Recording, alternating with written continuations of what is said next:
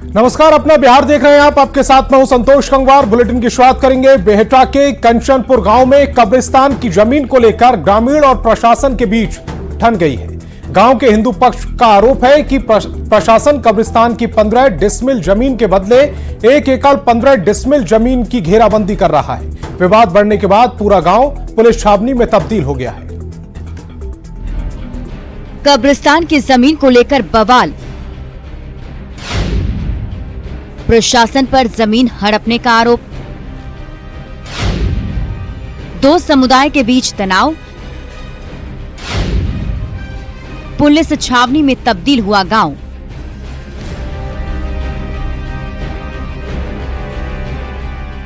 बेहटा के कंचनपुर गांव में ग्रामीणों और प्रशासन के बीच ठन गई है। कारण है 1 एकड़ जमीन। दरअसल गांव के हिंदू पक्ष का आरोप है कि प्रशासन कब्रिस्तान की 15 डिसमिल जमीन के बदले 1 एकड़ 15 डिसमिल जमीन की घेराबंदी करने में जुटा है। कई लोगों के पास जमीन का कागज भी है। इसके बावजूद प्रशासन जमीन की घेराबंदी कर रहा है। अभी 2018 से ऐसा हम लोग को सुनने में आया है कि यहाँ के मुस्लिम पक्ष के लोग एप्लीकेशन दे करके और एक तरफा इस पे टेंडर पास करवा लिए और बाकी ग्रामीणों को बिल्कुल अंधेरे में रखा गया था। किसी को कुछ पता नहीं था। जब यहाँ जमीन पे काम शुरू हुआ, लोग आए, तब हम लोग को पता चला कि ये पूरा जमीन नापा जा चुका था। गांव में करीब 8 से 10 हजार हिंदुओं की आबादी है। हिंदुओं का आरोप है कि पटना जिला प्रशासन जानबूझकर मुस्लिम समुदाय के पक्ष में काम कर रहा है। गांव के लोगों का कहना है कि 1 एकड़ गैर मजरूआ आम जमीन, जिसका हिंदू मुस्लिम दोनों समुदाय के लोग उपयोग करते थे, उसे कब्रिस्तान की जमीन में तब्दील किया जा रहा है। ग्रामीणों ने दानापुर एसडीएम पर भी काफी गंभीर आरोप लगाए। ग्रामीणों का आरोप है कि दानापुर एसडीएम ने विरोध करने पर गिरफ्तारी से लेकर गोली मारने तक की धमकी दी है।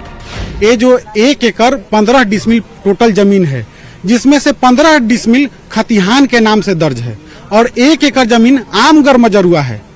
तो आम सब कुछ इसमें खेला करते थे। लेकिन अभी मुस्लिम लोग, जब से हमारे गांव में एक बाहरी मौलाना आया हुआ है, वो हमारे गांव के मुसलमानों को आग की तरफ भड़का रहा है कि नहीं, सब घेरो, सब घेरो। एसडीओ साहब नए आए हैं, आईएएस आए हैं। हम लोग बोले भी इतना, माने आवाज में बोले कि हर ग्रामीण आदमी डर गया कि भाई मान लेते हैं कि पहले लिखने वाला आदमी है तो डर से कोई बोल नहीं पाया। हम भी बोले थे, तो बोले कि नाम लिखिए। तो हम नाम बताए कि लिखिए भाई अपना नाम, हमरा क्या होगा नाम लिखने से। 15 डिसमिल है, 15 डिसमिल ले ले, 15 डिसमिल की जगह 1 डिसमिल फालतू ले गए। कोई दिक्कत नहीं है सर, कोई दिक्कत नहीं है। आई बताए सड़क कहाँ ले भराया था, देखा जाए अभी सामने ये ऊपर से गाड़ा हुआ है। अभी भी धमकी दी हम कि ठीक है, हम खिला दीजिए गोली, कोई बात नहीं है। ग्रामीण दीवार बनाने का काम रोकने की मांग कर रहे हैं। हालांकि जब डीएसपी से ग्रामीणों के विरोध और 4 दीवारी निर्माण का काम रोके जाने पर सवाल पूछा गया तो उन्होंने काम बंद होने की बात से इनकार कर दिया। नहीं ठीक है, कुछ ऐसा समस्या नहीं है की समस्या है। नहीं, कोई ऐसा समस्या नहीं, सब शांतिपूर्वक है। बाउंड्री को रोका गया है क्या? नहीं, रोकने का काम चल रहा है। सीधे तौर पे खतिहान जो है उसका जो कागजात है उसमें साफ तौर पे 15 डिसमिल की बात सामने आ रही है। अब क्या सर्वे हुआ नहीं हुआ, ग्रामीणों को इस बात की जानकारी नहीं है और यही कारण है कि उनमें फिलहाल बेहद नाराजगी देखी जा रही है। डीएसपी समेत तमाम अधिकारी यहाँ गांव में पहुंचे हुए, स्थिति काफी तनावपूर्ण है। और हालांकि न्यूज 18 ने डीएसपी से बात की तो उनका कहना है कि फिलहाल स्थिति को देखा जा रहा है और सॉर्ट आउट करने की कोशिश की जा रही है। जो आला अधिकारियों का आदेश है उसको किया जाएगा। लेकिन फिलहाल ग्रामीण इस बात के लिए तैयार नहीं है कि यहाँ पर जो 4 दीवारी है, जो बाउंड्री है कब्रिस्तान की, वो की जाए, क्योंकि 15 डिसमिल जमीन ही कब्रिस्तान की बता रहे हैं। कैमरा पर्सन दीपक के साथ संजय कुमार, न्यूज 18, बेहटा, पटना। और अब आपको बताते हैं कि बेहटा के कंचनपुर में कब्रिस्तान पर कोहराम आखिर क्यों मचा हुआ है। कंचनपुर में ग्रामीण प्रशासन आमने सामने है। कब्रिस्तान की 15 डिसमिल है जमीन। लोगों ने प्रशासन पर कई आरोप लगा दिए हैं। अधिक जमीन की घेराबंदी प्रशासन कर रहा है, इस तरह के भी आरोप लगाए गए हैं। 1 एकड़ अधिक जमीन की घेराबंदी कराई जा रही है, इस तरह के भी आरोप लगाए जा रहे हैं। गांव में 8 से 10 हजार हिंदू रहते हैं। प्रशासन पर मुस्लिम समुदाय के पक्ष में काम करने का आरोप लग रहा है।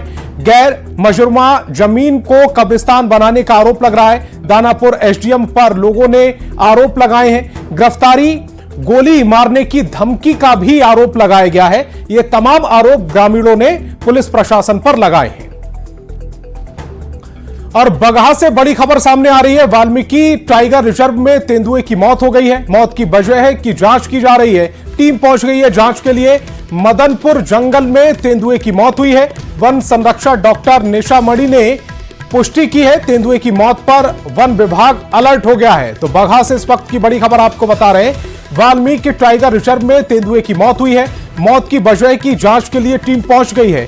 मदनपुर जंगल में तेंदुए की मौत हुई है। वन संरक्षक डॉक्टर निशा मणि ने इसकी पुष्टि की है।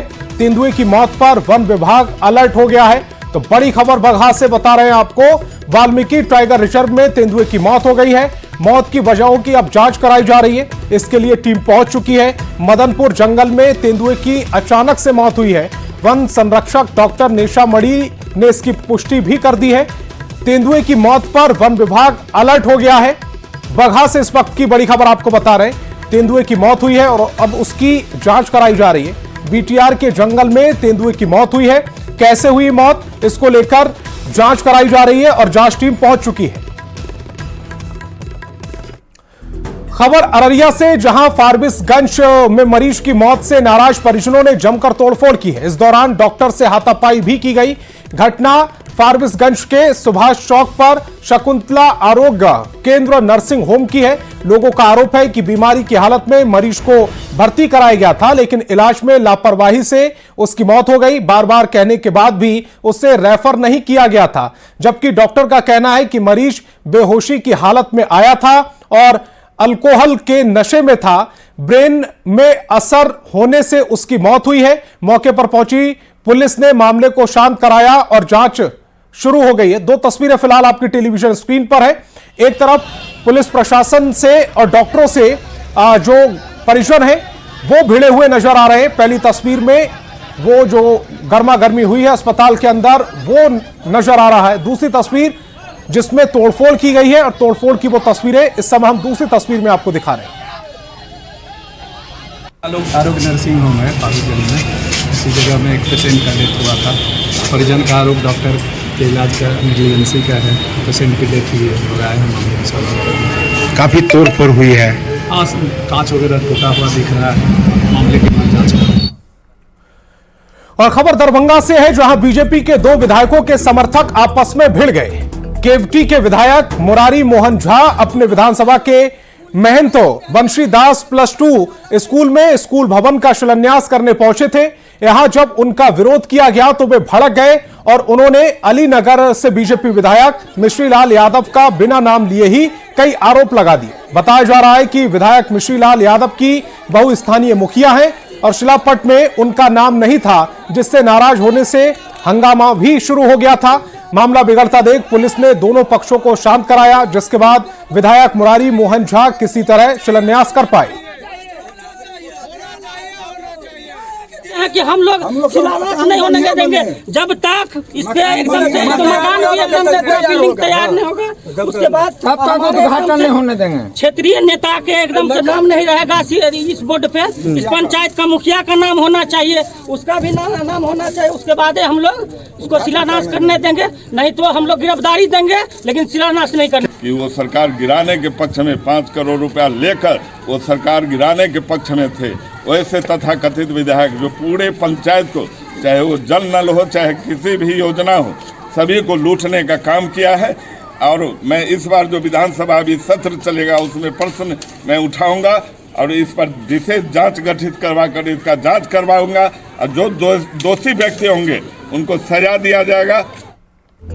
कल देश के प्रधानमंत्री नरेंद्र मोदी का जन्मदिन है। इस खास मौके की तैयारी में बीजेपी के कार्यकर्ता जुट गए।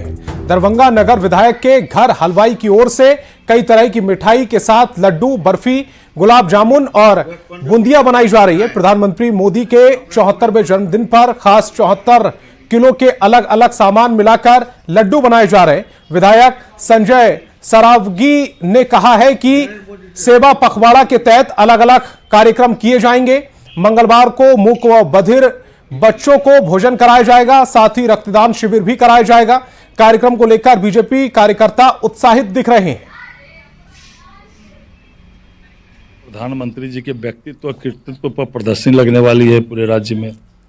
उसके बाद अस्पतालों में, मूक बधिर विद्यालयों में, दृष्टि बधिर विद्यालयों में मिठाइयाँ बटेगी, उन लोग को बुला के भोजन कराया जाएगा। ऐसे ही उसके बाद महापुरुषों की स्थल पर जाके उसकी साफ सफाई है।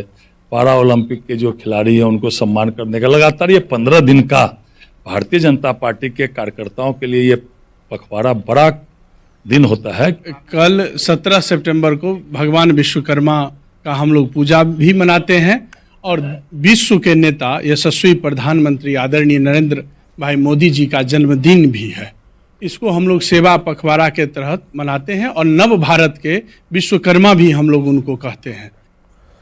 और दानापुर में फुलवारी शरीफ के खानकाहा मुजीबिया में 407वां उर्स मनाया गया। इस मौके पर फुलवारी शरीफ में मुख्यमंत्री नीतीश कुमार पहुंचे और ताजुल आरफीन रहमतुल्लाह की मजार पर चादरपोशी की। इस दौरान उन्होंने बिहार की तरक्की, शांति, सौहार्द और भाईचारे के लिए दुआ मांगी। साथ ही मंत्री जमा खान, जेडीयू नेता श्याम रजक, फुलवारी शरीफ और नगर परिषद अध्यक्ष आफ्ताब आलम समेत कई कार्यकर्ता मौजूद थे।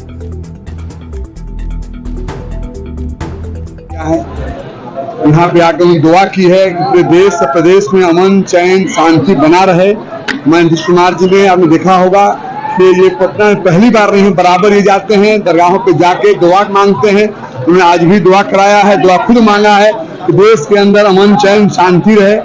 खानकाहा मुजीबिया में 407वां उर्स है और आज हजरत मोहम्मद रसूलुल्लाह सल्लल्लाहु अलैहि वसल्लम की जो में पैदाइश की है, तो इस मौका पर हम तमाम लोगों को मुबारकबाद देना चाहते हैं और यही दुआ करते हैं कि अमन चैन रहे बिहार में और मुल्क में और तमाम लोग एक दूसरे के मिलजुल कर रहें और रियासत का और हिंदुस्तान की तरक्की हो।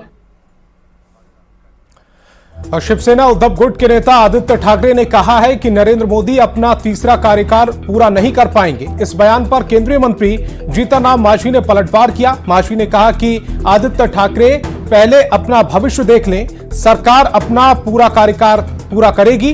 उन्होंने वन नेशन वन इलेक्शन के लिए केंद्र सरकार को धन्यवाद दिया। साथ ही लॉ एंड ऑर्डर पर सवाल उठाने पर तेजस्वी को नसीहत दी। क्या अगर भविष्य रखता है तो अपना भविष्य पहले देख ले।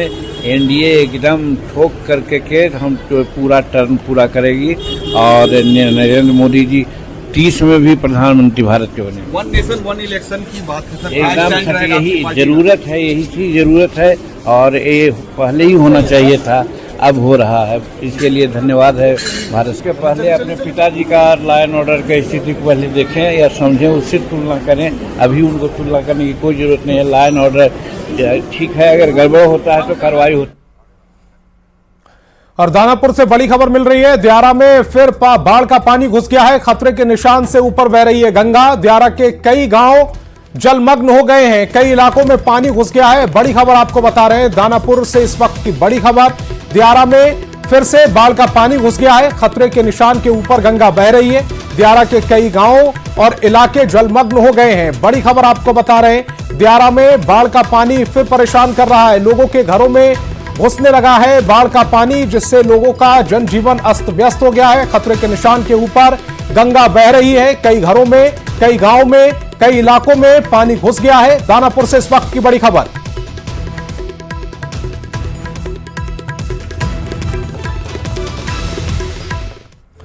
और आभार यात्रा पर निकले तेजस्वी यादव ने सरकार पर जासूसी कराने का आरोप लगा दिया, जिस पर एनडीए नेताओं ने पलटवार किया। सवाल है कि क्या जासूसी, तेजस्वी की जासूसी हो रही है और जासूसी की जरूरत क्यों आन पड़ी?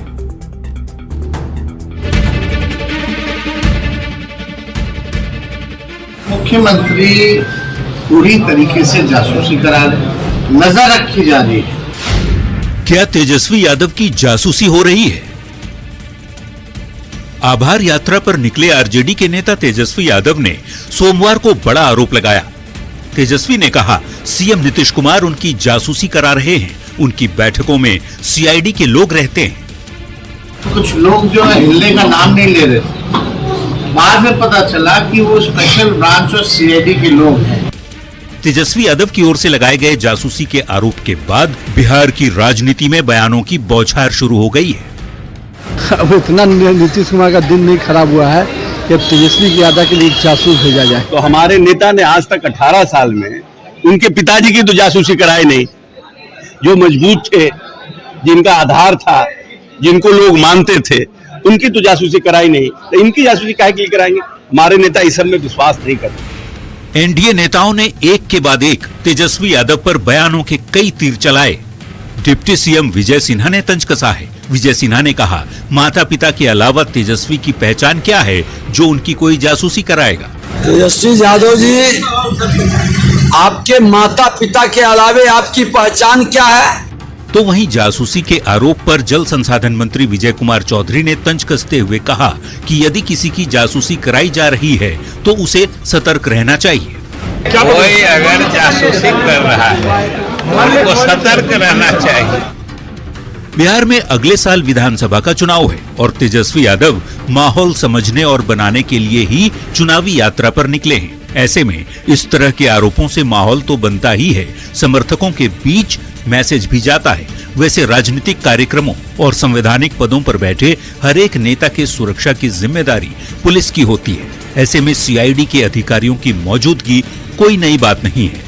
न्यूज 18 के लिए पटना से शैलेंद्र, धर्मेंद्र और शेखपुरा से अजित सिन्हा के साथ ब्यूरो रिपोर्ट। और लखीसराय पहुंचे डिप्टी सीएम विजय सिन्हा ने बिहार विधानसभा में नेता प्रतिपक्ष तेजस्वी यादव पर जमकर हमला बोला। उन्होंने सरकारी गाड़ी का इस्तेमाल करने समेत क्राइम रेट और लैंड सर्वे से जुड़े आरोपों पर पलटवार दिया।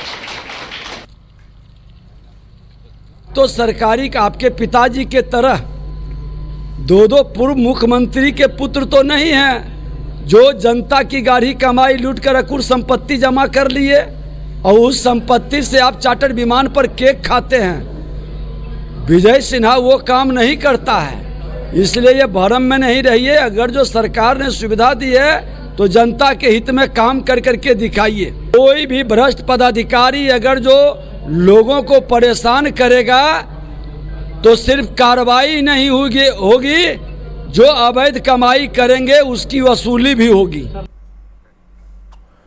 और केंद्रीय मंत्री और एलजेपी रामविलास के अध्यक्ष चिराग पासवान ने कहा है कि वे आखिरी सांस तक प्रधानमंत्री के साथ हैं। न्यूज 18 से खास कार्यक्रम चौपाल में शामिल हुए चिराग पासवान ने कहा कि जब तक सांस है तब तक प्रधानमंत्री से रिश्ता नहीं टूटेगा।